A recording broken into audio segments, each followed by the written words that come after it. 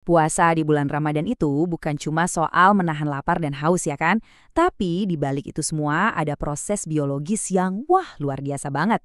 Selama belasan jam, tubuh kita itu beradaptasi dengan cara yang super cerdas buat mengubah cara kerja metabolismenya. Nah, pertanyaannya sekarang, gimana caranya kita bisa manfaatin ilmu pengetahuan biar puasa kita nggak cuma lancar tapi juga bikin badan tetap sehat, fokus terjaga, dan pastinya tetap berenergi. Yuk kita bedah bareng-bareng sains di balik puasa. Oke, kita mulai dari yang paling dasar dulu ya. Kita perlu paham apa sih yang sebenarnya terjadi di dalam mesin tubuh kita pas kita berhenti makan dan minum untuk sementara waktu. Jadi, ceritanya begini. Beberapa jam setelah sahur, kadar gula darah kita itu pasti mulai turun. Nah, tubuh langsung pindah ke rencana B, pakai cadangan energi yang namanya glikogen yang disimpan di hati. Kalau cadangan ini udah menipis, baru deh tubuh kita mulai membakar lemak sebagai sumber energi utama. Cerdas banget kan?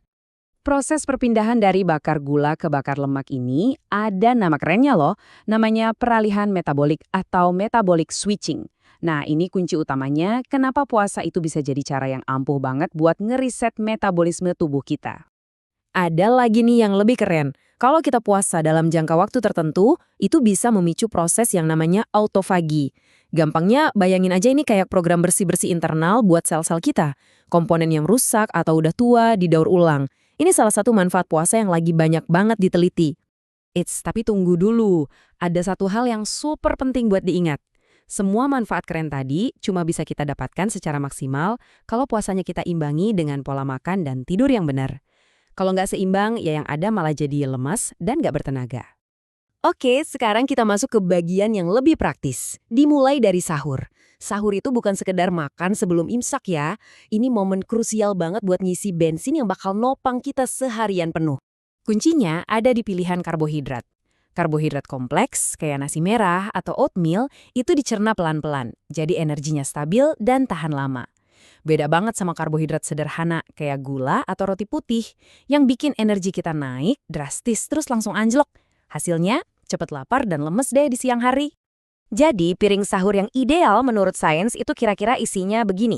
Ada karbohidrat kompleks buat sumber energi utama, protein biar kenyangnya awet, serat dari sayur dan buah buat ngerem penyerapan gula, dan tentunya minum air putih yang banyak biar nggak dehidrasi.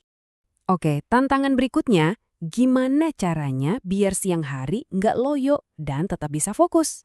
Yuk kita lihat apa kata sains soal ini. Kalau Anda ngerasa lesu pas siang-siang, itu wajar banget kok. Tubuh kita kan lagi beradaptasi sama menurunnya kadar kafein yang biasanya dari kopi atau teh dan juga gula. Jadi itu reaksi yang normal. Buat ngakalinnya, ada beberapa trik ilmiah yang bisa kita coba. Coba deh atur aktivitas berat di pagi hari pas energi masih full. Terus, lakuin peregangan ringan buat ngelancarin sirkulasi darah. Dan jangan lupa kena sinar matahari pagi buat bantu jam biologis tubuh kita tetap on. Nah, yang menarik nih, beberapa penelitian justru nunjukin kalau puasa itu bisa meningkatkan kejernihan mental dan sensitivitas insulin. Kuncinya apa? Pastikan tubuh kita cukup minum pas sahur dan setelah berbuka. Hidrasi itu penting banget buat fungsi otak yang optimal. Akhirnya kita berhasil melewati hari. Sekarang waktunya berbuka. Tapi cara kita berbuka itu sama pentingnya loh sama apa yang kita makan. Intinya itu soal ngatur tempo. Gini, setelah berjam-jam kosong, tubuh kita itu ada dalam kondisi super sensitif. Kalau kita langsung hajar makanan atau minuman yang manis banget, gula darah kita bisa melonjak drastis. Dan itu nggak bagus buat tubuh. Ini dia cara berbuka yang paling dianjurkan secara ilmiah. Ada 4 langkah gampang. Pertama, minum air putih dulu buat balikin cairan tubuh. Terus makan yang ringan-ringan, misalnya kurma. Kasih jeda sebentar, mungkin buat sholat maghrib, biar pencernaan kita siap. Nah, baru deh setelah itu kita makan besar. Kenapa sih jeda itu penting?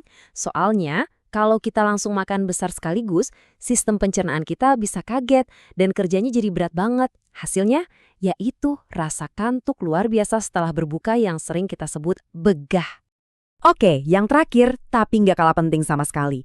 Topik yang sering banget kita lupain pas Ramadan. Tidur. Padahal ini adalah waktunya tubuh kita buat benar-benar memulihkan diri. Perubahan jadwal karena harus bangun sahur dan mungkin tarawih, itu bisa bikin jam biologis kita berantakan.